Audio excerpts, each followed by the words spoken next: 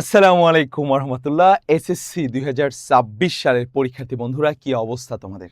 তোমাদের সবাইকে স্বাগত জানাচ্ছি আমাদের আজকের কমপ্লিটিং স্টোরিতে 15তে 15 পাওয়ার উপায়ের আজকের এই ক্লাসটিতে।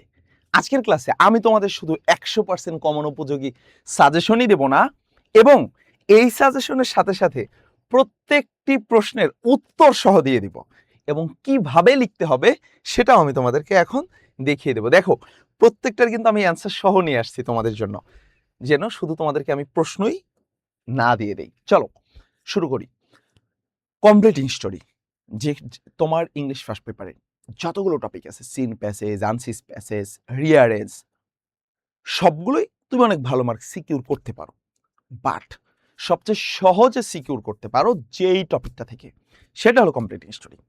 কারণ কমপ্লিটিং স্টোরি তুমি নিজের মনের মাধুরী মিশিয়ে যদি মূল কথাটা লিখতে পারো, নিজের মতো করে লেখো, মানে কমপ্লিটিং স্টোরি হচ্ছে তোমার টেক্সট বুকের একমাত্র টপিক যেইটা হুবহু বইয়ের মতো লেখার দরকার নাই, কিন্তু ওই পয়েন্টগুলো রাখতে হবে, ওই ঘটনাটা বর্ণনা করতে হবে, বাট নিজের ভাষায় ন্যারেট করো, কোনো প্যারা নাই।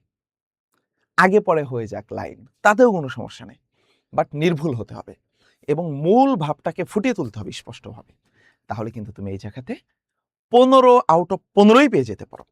যদি তোমার হাতের লেখা অনেক খারাপ হয়, তুমি হয়তো সেখানে 13 পেতে পারো, সর্বনিম্ন 12, বাট এখানে 13-14 ইজিলি তুমি সিকিউর করতে পারবা। আজকে তোমাকে দেবো এমন কিছু কমন উপযোগী প্রশ্ন। আচ্ছা, আমরা আগে একটু ইংলিশ ফার্স্ট পেপারের যে তোমাদের ইটা রয়েছে, মানবন্টনটা রয়েছে, সেটা যদি দেখি, তোমার এখানে রাইটিং পার্ট থেকে আছে কমপ্লিটিং স্টোরি এবং ডায়লগ।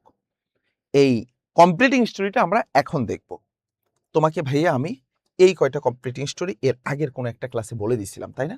যে রবার্ট ব্রুস, আমি এখানে অ্যান্সার লিখে আনছি। তারপরে greedy farmer and his goose, unity is strength, তোমার এথাস্টিক ক্রো, লায়ার কাউবয়, এই সবগুলো ভাইয়া, সবগুলো যদি তুমি দেখে নাও, ইনশাল্লাহ এইখান থেকেই তুমি যেই বোর্ডেই পরীক্ষা দাও না কেন, এবছর এসএসসি পরীক্ষায় এইগুলো থেকেই কমন আসবে ইনশাল্লাহ। কিভাবে লিখবো ভাইয়া? চলো, আমি প্রত্যেকটার অ্যান্সার তোমাকে দিয়ে দিয়েছি। একদম শুরুতে আসো। এই যে এইটার কয়েকটা নাম হতে পারে, failure is the pillar of success, তারপরে Robert Bruce and the spider, এগুলো অনেক নামেই হতে পারে। তো এইটা হলো ভাইয়া তোমার এই যে অ্যান্সারটা আমি দিয়ে দিয়েছি, যে রবার্ট ব্রুস কে ছিলেন। তুমি এই ঘটনাটা, মানে আমি যেভাবে শুরু করছি এভাবে শুরু নাও হতে পারে, বাট প্রথম 2-3 লাইন দেখে তুমি চিনে ফেলবা যে এটা কোন কাহিনীটা দিছে।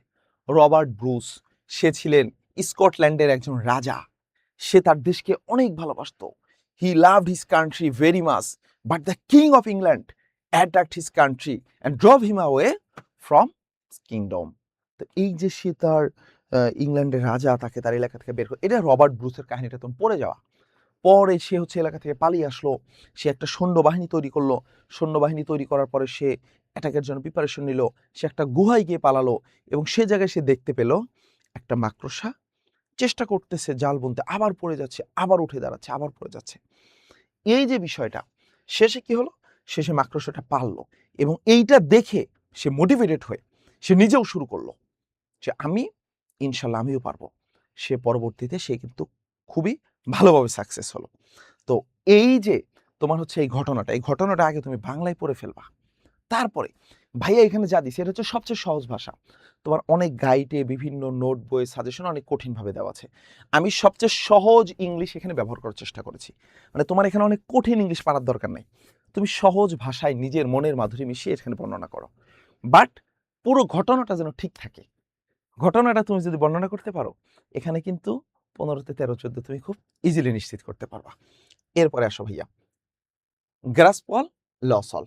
এই যে তোমার হচ্ছে মানে অতি পাপে তাঁতি নষ্ট একটা কথা আছে না, তোমার এখানে সে কি করে ফেলে একজন, এই যে এটা হচ্ছে গ্রিডি ফার্মার, লোভী, লোভী যে কৃষক, যার হচ্ছে সোনার ডিম পাড়তো তার হাঁসটা, সে হাঁসটারে জবাই করে ফেলে। সে ভেবেছিল আমি রাতারাতি ধনী হয়ে যাব, রাতারাতি ধনী হয়ে যাব, আমি সবগুলো ডিম একসাথে সোনার ডিম পেয়ে যাব। পরে জবাই করার পরে দেখে যে না, পেটের ভিতরে কোনো সোনার ডিম নেই। সে যখন স্টমাকটা কাটলো, দেখলো স্টমাকটা এমটি, সেখানে কোনো সোনার ডিম নাই। তাহলে এই যে গল্পটা, এখানে গল্পটা আমি অ্যান্সার সহ দিয়েছি, তোমরা এইটাকে একটু 4-5 বার দেখে নিবা। এরপরে যেটা দিয়েছি ভাইয়া, unity is strength, old farmer and his sons. সে তার ছেলেদেরকে বলল যে তোমরা সবাই একটা করে কাঠি নাও। কাঠি নিল, হাত দিয়ে চাপ দিল, কাঠিগুলো ভেঙে গেল। বললো এবার সবগুলো কাঠি একসাথে করে বেঁধে ফেলো, এবার ভাঙো। আর ভাঙতে পারতেছে না। বলে কেন? বলে তোমাদের ইউনিটি থাকতে হবে, তোমাদেরকে একত্রে থাকতে হবে, তাহলে তোমাদের কেউ কোনো ক্ষতি করতে পারবে না। এই যে গল্পটা, এইটা আমি সুন্দর করে এখানে দিয়েছি। ইনশাল্লাহ এখান থেকে কমন পেয়ে যাবা। এরপরে আসো ভাইয়া, এইখানে দেওয়া আছে কি সেই তৃষ্ণার্ত কাক, এবং আরো একটা বলা আছে there is a will there is a way. ইচ্ছা থাকলে উপায় হয়। এই যে একটা কাক অনেক তৃষ্ণার্ত, সে পরবর্তীতে কই চলে গেল? সে গিয়ে দেখে যে একটা পাত্রে পানি আছে, সে তার ভিতরে পাথর দিতে থাকলো, এবং পাথর পড়তে পড়তে পানিগুলো উপরে চলে আসলো, এবং কাকটা খেয়ে কাকটা তার তৃষ্ণা মিটাতে পারলো। এই যে গল্পটা ভাইয়া, এইটা কিন্তু তোমরা সুন্দর করে পড়ে ফেলবা। এখানে আমি দিয়েছি, এখান থেকে ইনশাল্লাহ কোনো না কোনো বোর্ডে এটা চলে আসবে। তারপরে আছে মিথ্যাবাদী রাখাল, এবং nobody believes a liar. একজন মিথ্যাবাদীকে কেউ পছন্দ করে না। সে বলতেছিল, মানে সে হচ্ছে গরু চড়াতে গিয়ে বলতো বাঘ এসেছে, বাঘ এসেছে, গ্রামে সবাই এগিয়ে আসতো। এসে দেখে না, সে মজা করতেছে। একদিন সত্যি সত্যি বাঘ আসে, তখন সে বাঘ এসেছে, বাঘ এসেছে বলে, কেউ আর তাকে বাঁচাতে আসে না। শেষ পর্যন্ত সে মারা যায়। তো এই যে মিথ্যাবাদী রাখালের গল্পটা, এই গল্পটা আমি এখানে দিয়েছি, খুব সহজভাবে দিয়েছি। তোমরা যদি এইটা দেখো ভাইয়া, তারপরে আছে এটা কি, যে তুমি slow and steady wins the race. তুমি যদি হচ্ছে ধীরে স্থির থাকো, তাহলে কি করতে পারো? এবং তুমি যদি তোমার কাজের প্রতি অনেক বেশি পরিমাণে মনোনিবেশ করো, অনেক বেশি সিরিয়াস থাকো, অনেক ধীরে ধীরে চললে তুমি একসময় সাকসেস হতে পারবা। এটারই কাহিনীটা এখানে দেওয়া আছে, একজন খরগোশ এবং একটা কচ্ছপের কাহিনী। এই যে কচ্ছপটা এবং খরগোশটা, কচ্ছপ হচ্ছে কি করতে পারে এবং খরগোশ কি পারে? খরগোশ জোরে জোরে দৌড়াতে পারে, কচ্ছপ ধীরে ধীরে যায়। কিন্তু কচ্ছপ যাচ্ছে তো যাচ্ছে, কচ্ছপ কখনো দাঁড়ায় না। আর খরগোশ কি করে? এক লাফ দিয়ে দূরে গিয়ে আবার চুপ করে বসে যায়, অলসতা করে। শেষ পর্যন্ত কচ্ছপ সেখানে জিতে যায়, এবং খরগোশের এত দ্রুত গতিশীল হওয়া সত্ত্বেও খরগোশ হেরে যায়। তাহলে এই যে কাজের ধারাবাহিকতার উপর গুরুত্ব নিয়ে এই গল্পটা তোমরা একটু পড়ে ফেলবা। এখানে আমি ইংলিশ অ্যান্সার সহ দিয়েছি ভাইয়া। তারপরে হচ্ছে who will bell the cat, easy to say hard to do.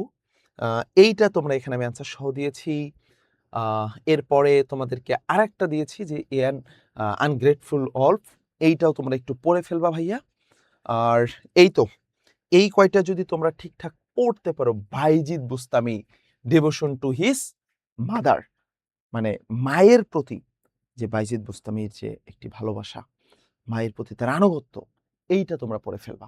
তো এই গল্প কয়টা যদি তোমরা পড়ে ফেলতে পারো, ইনশাল্লাহ ভাইয়া এখান থেকে কিন্তু তোমরা খুব সহজে 15 আউট অফ 15 সিকিউর করতে পারো। এই প্রত্যেকটার অ্যান্সার আমার এই স্লাইডে দেওয়া আছে।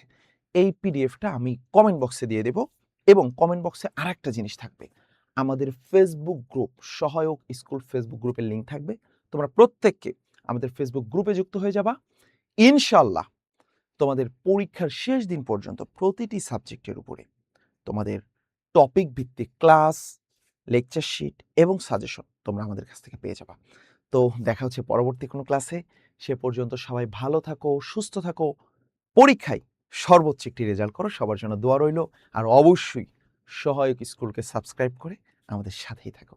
আসসালামু আলাইকুম ওয়া রাহমাতুল্লাহ।